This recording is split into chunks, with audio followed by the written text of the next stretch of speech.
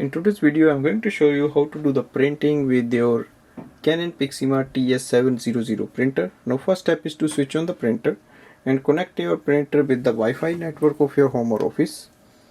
And once we connect it, we go and open the Canon Print App. For example, I'll show you here. We have to add the printer, so click on the yes. So here we can see our printer is available. So click on the Canon TS700 series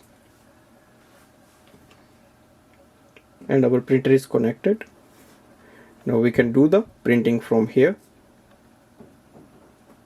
So if you have any photo, you can do. If you have a document, you can print that. Select a document in your phone or device and click on the next button. Select the paper size and all details here. If you want, you can do the two-sided printing with it and click on the print icon. Make sure you open the paper output tray and wait for the printer.